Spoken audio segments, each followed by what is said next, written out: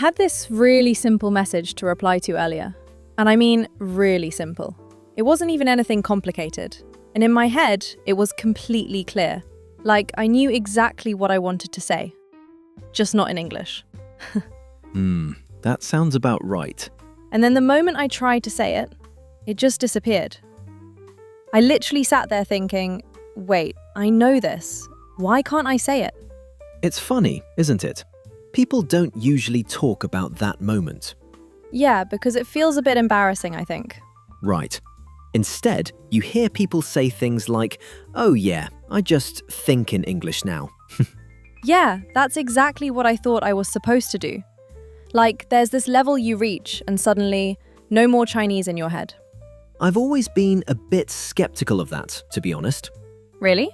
Yeah, I mean, it sounds nice, very clean, very simple, but real thinking isn't like that. That's actually quite a relief to hear, because I always thought I was doing something wrong. Like I was stuck, or maybe just slower than other people. I wouldn't jump to that conclusion.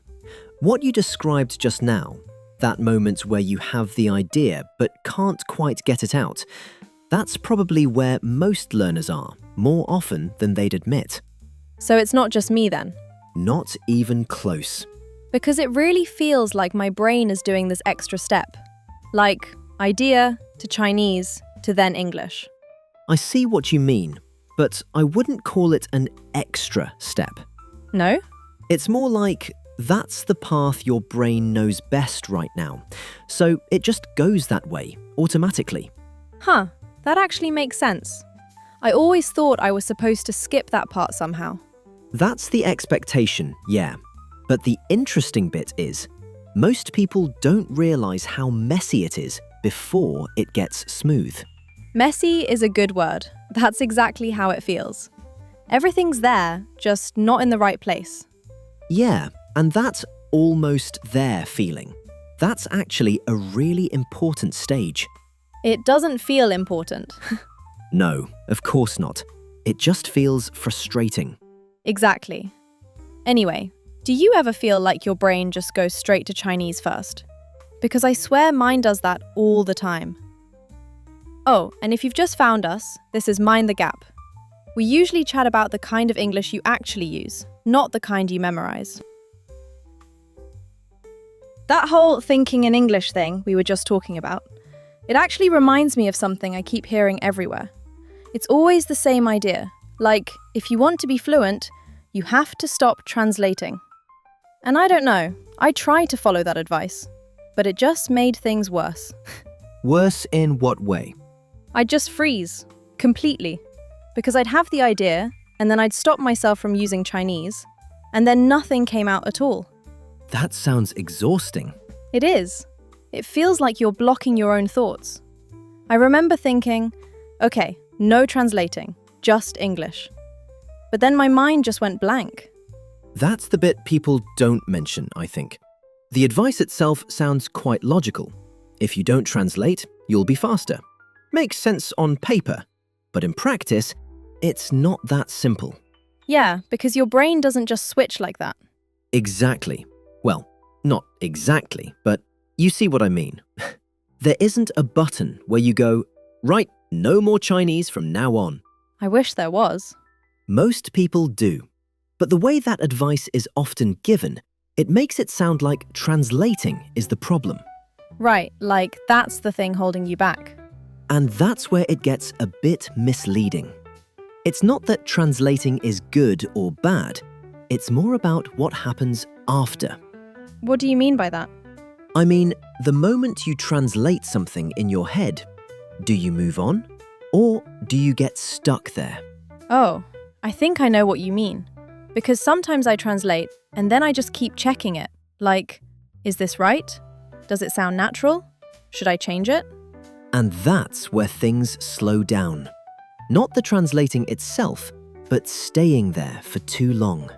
That actually explains a lot. Because it's not like I can't think of anything. It's more like I don't trust what I came up with. That's a really good way of putting it. It's less about language and more about hesitation. So when people say, stop translating, they're kind of skipping this whole part. I'd say so. They're pointing at the result, not the process. Which makes it sound a lot easier than it actually is. Exactly. Well, again, not that word, but you get it.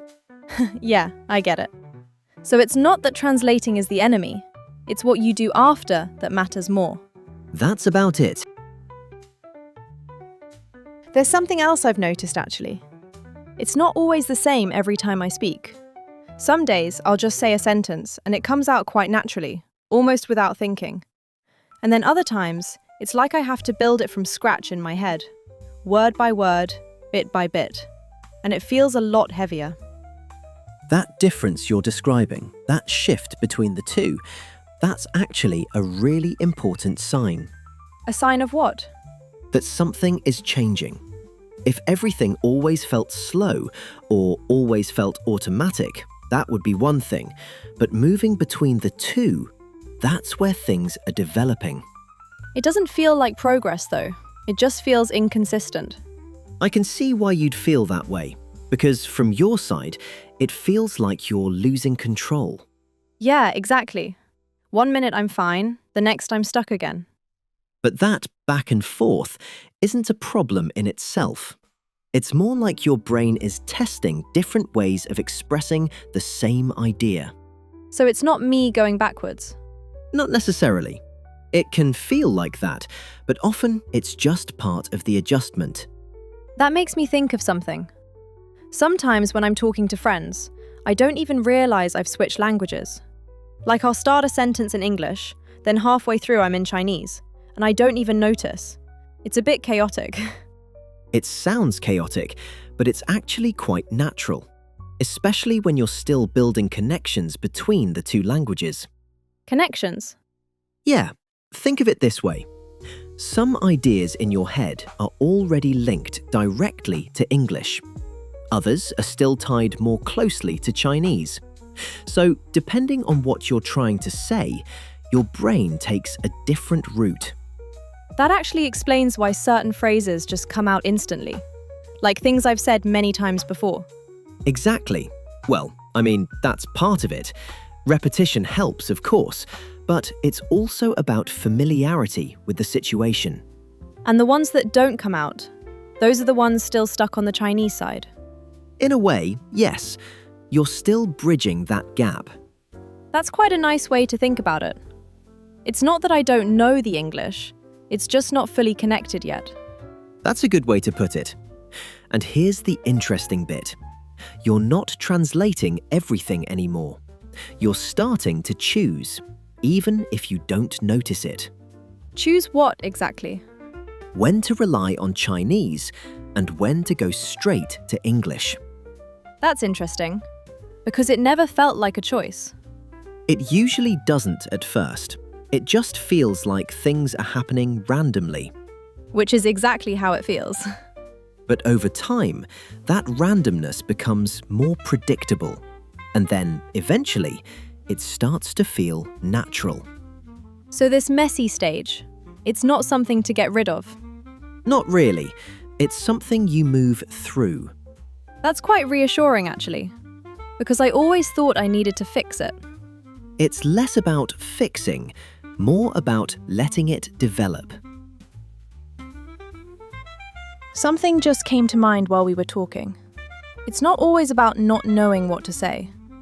There are moments where I do have something in mind, and the English is kind of there, but I still don't say it. You hold back? Yeah, and it's not even that I can't say it. It's more like I'm not sure if it's right yet. So I wait. Wait for a better version of the sentence? Exactly. No, actually, not exactly. But close. I'll think, maybe there's a better way to say this. And then, while I'm thinking, the moment just passes. That's quite common, you know. What you're describing isn't really about language ability. It's more about hesitation. Hesitation? That pause before you speak. The moment where you're deciding whether what you have is good enough. That sounds a bit too accurate, because I do that all the time. I'll have something ready, and then I start doubting it. And that's where things slow down. Not because you don't know the language, but because you don't trust what you've produced. That's actually quite uncomfortable to hear, but I can see it. It's not a criticism, by the way. It's just something that happens when people care about getting it right. So in a weird way, it's because I'm trying too hard. In a way, yes. You're aiming for accuracy before you allow yourself to speak. That explains why I feel stuck, even when I know the words. Exactly. Well, let me rephrase that. It's not the knowing that's missing. It's the willingness to use it, even if it's not perfect. That's hard though, because when I translate, I feel safer. That's a really important point. When you translate, you feel like you're in control. You know where the idea came from, and you're checking every step. Right, it feels more certain. But real communication isn't like that. It's a bit rough around the edges. Sometimes you say things that aren't quite right, and then you adjust as you go. That sounds a lot less controlled. It is, but it's also how fluency actually works. So the problem isn't really Chinese. It's the fact that I'm waiting for the perfect sentence. That's much closer to the real issue. You're not stuck because of the language you're using. You're stuck because you're hesitating. There's one thing I'm still not quite sure about though. After everything we've said, I keep coming back to this question. Should I actually try to think in English all the time? Like, properly try, you know? Not let myself fall back into Chinese. I wouldn't rush into that. It sounds like a good goal, but forcing it can backfire a bit. Backfire how? When you force yourself to think in English, you're adding pressure to something that's already quite demanding. Instead of helping, it can slow your thinking down. That might explain why I felt more stuck when I tried. I remember thinking, come on, just think in English. And then nothing came out again. That's quite typical. The more you push, the more your brain tightens up. And when that happens, even simple things start to feel difficult. It's a bit like overthinking, isn't it? That's a good comparison. You're trying to control every step instead of letting the thoughts flow. So if I don't force it, what should I do instead? I wouldn't jump straight to, what should I do? It's more about how you look at it. You don't need to stop thinking in Chinese. That part doesn't have to disappear. That already sounds less stressful. Instead, something else starts to happen alongside it. You begin to think in English as well. As well feels important there.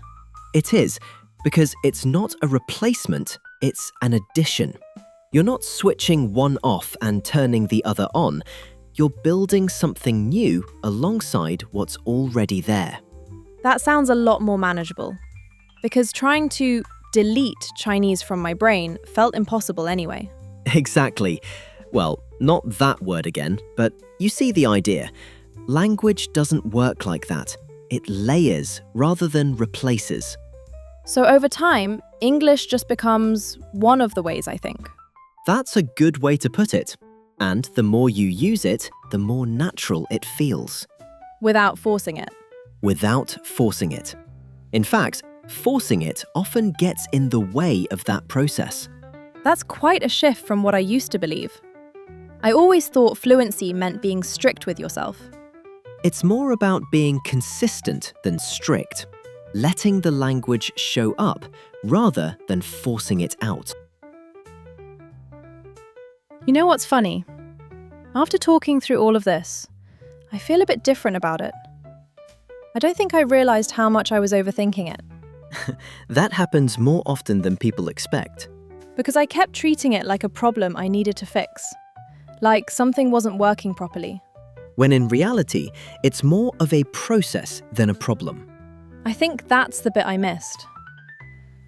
I was waiting for everything to feel smooth before I felt like I was improving. That expectation can be quite misleading because the early stages of improvement rarely feel smooth. It's more like slightly less messy, but still messy. That's a fair way to put it. It shifts gradually. One moment feels easier, then the next one doesn't. That explains why I sometimes feel like I'm going backwards.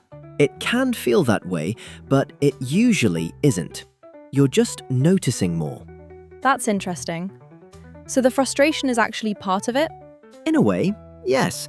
It often shows that you're becoming more aware of how the language works. I never thought of it like that. I always took frustration as a sign that I wasn't good enough. It's easy to interpret it that way, but sometimes it's the opposite. It means you're getting closer to understanding the gaps. That actually makes the whole experience feel a bit lighter. Not easy, but less frustrating. That's usually how it shifts. Not suddenly easier, just gradually more familiar. I think I can live with that. That's a good place to be. It always feels messy before it feels natural. That line's going to stick with me. Hopefully, in a helpful way. I think so. Anyway, if you've been feeling the same way, maybe you're not as stuck as you thought. Might just be in the middle of something. If you enjoyed this chat, feel free to follow along. And share it with someone who might need to hear this as well. We'll be back next time with something new. See you then.